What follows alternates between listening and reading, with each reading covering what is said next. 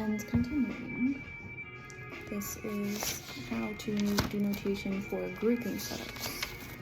So, which I did not label when I started it. So, cool. I'm just gonna write that in real quick. Grouping notation.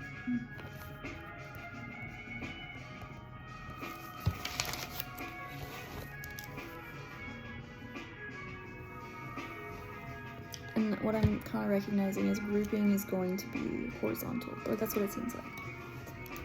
Every time. Okay, so in order to notate, let's see.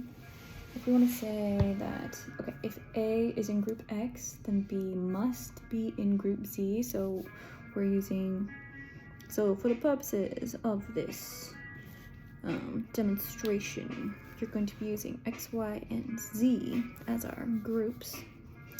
And then we're gonna say there's at least one element in each group. Okay, and we want to annotate that if A is in group X, then B must be in group Z. Remember that since this is an element, you want to use lowercase letters. And when you're drawing it out, it's going to look like this.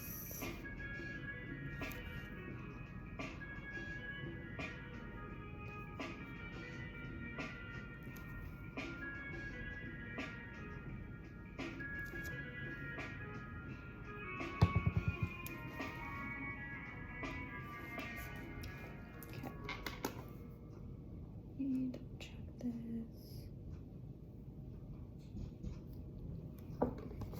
Okay, so if we're saying if A is in group X, then it must be in group, then B must be in group Z. And then we're saying if B is not in group Z, then A is not. This is what I do incorrectly on my math class too. Oops. Then A is not in group X. Does that kind of make sense? So if A is in group X, then B, like this is like saying the rule. So this is the first rule, that you can flip it and make it this rule is the second rule. So if they say, oh, B's not in group Z, then A is definitely not in group X, if this is always, like if this is a real fact. Okay. It's like a logically equivalent rule. A contrapositive, if you will.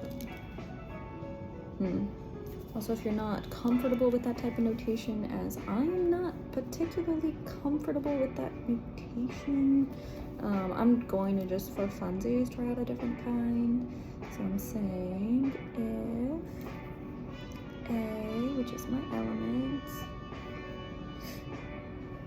it's in group X, then I think the arrows mean then B is in group Z. I'll show you in a second. And then we're creating the contrapositive. If B is not in group Z, then A is not in group X. Okay. So this is a different type of notation. So we're saying if A is in group X, then B is in group Z. And then if we're saying B is this contrapositive is not, B is not in group Z, then A is not in group X. So I think that's something I struggle with whenever I'm doing these, where I'm like maybe the contrapositives are kind of like, they don't seem as concrete to me, but that was helpful. Just flipping it. Alright, if we want to say that there are fewer elements in group X than there are in group Z. This is interesting. So for this, we're going to use X, Y, and Z again because I think I'm less used to, and actually I didn't finish out that other diagram. In my other diagram, I hadn't made that like long bar going across it. I need to do that every time. So in this diagram, it's one long solid bar going across, and then we're saying there's at least one element in each, but there can be more. and we want to say that X has more elements than Z, it's just going to be a simple annotation like this. X has more elements than Z. The more, it's a greater than or equal to, less than or greater than sign. Just remember, if it's an alligator, the alligator eats the bigger one. So we're saying, right, did I say that backwards? Saying X has Z has more than X. Oops. X, sometimes I say that, I'll just say it backwards. Whoops.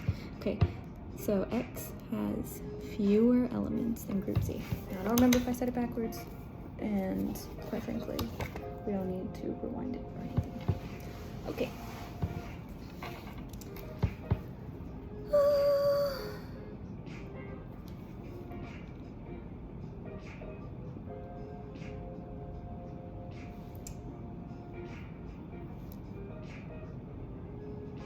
Let's see if there's more.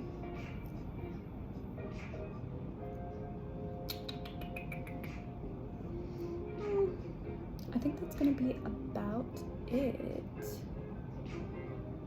So yeah, so cool. We'll see how I do, or we do.